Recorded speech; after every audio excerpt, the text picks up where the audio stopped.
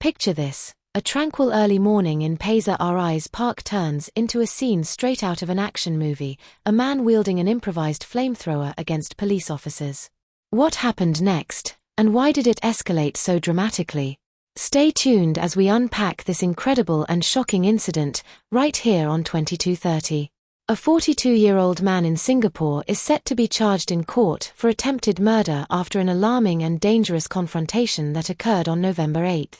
The incident unfolded when the man allegedly used an improvised weapon, described as similar to a flamethrower, against police officers who were responding to a call at Pasir Ris Park. He was subsequently shot in the left forearm and abdomen by an officer and arrested at the scene. What were the events that led to such an extreme outcome, and could this confrontation have been avoided? Let's dive deeper into this shocking series of events. It all began with a distress call at around 6 a.m. on November 8, where the caller claimed that a woman was sitting on the ledge at the top of a tower in Pasir Ris Park. Assistant Commissioner Justin Wong from the Bedok Police Division addressed the press later that same day, revealing more details about what initially seemed to be a rescue mission. When the officers arrived at the scene, they could not find anyone at the tower. This discrepancy already raises questions: who made the call, and what was their intention? But soon, the officers noticed a man at a nearby hut, sparking a chain of events no one could have anticipated. As officers approached the man in question, he suddenly deployed an improvised device that ejected flames towards them. Yes, flames, something you'd expect in an action thriller, not in a serene park in Singapore. The police responded as per protocol. They drew their weapons and repeatedly commanded him to stop and drop the device.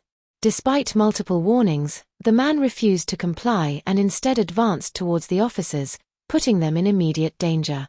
At that critical moment, a 30-year-old officer was left with no choice but to shoot the man once with his pistol. The shot incapacitated the suspect, hitting him in his left forearm and abdomen. What would you have done in such a situation? Do you think the police acted appropriately? After being shot, the man fell to the ground and was immediately arrested.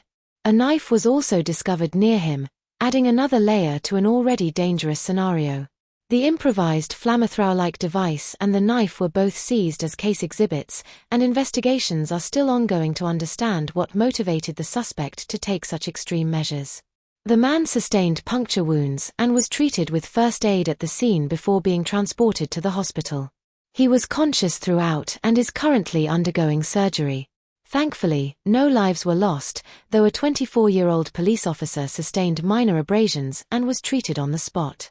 Initial investigations reveal something even more concerning. The man had allegedly made the call himself, providing false information to lure the police into a premeditated confrontation. This appears to have been a deliberate and targeted attack on the officers. The suspect also has an outstanding warrant of arrest for failing to attend court over a previous case involving voluntarily causing grievous hurt and intentional harassment. His record also includes multiple offenses related to property and causing harm. The revelations certainly paint a grim picture of the suspect's past and motives. But here's something to consider: what might drive someone to orchestrate such an elaborate and dangerous attack? The man will be charged for alleged attempted murder, which carries a maximum penalty of life imprisonment and caning under Singapore law.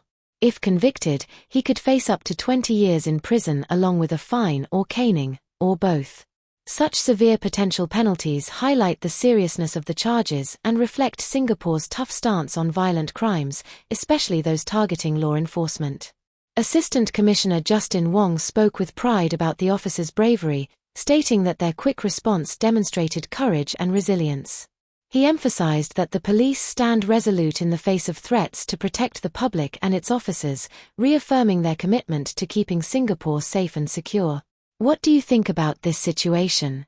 Did the officers act correctly, or do you think more could have been done to de-escalate the situation? We'd love to hear your thoughts. Let us know in the comments below if you think the officers handled this situation as best as they could or if there was room for a different approach. And while you're here, don't forget to like this video if you found it insightful, share it with others, and subscribe to our channel, 2230, for more detailed news coverage. Your support helps us bring you in-depth analyses of the stories that matter most.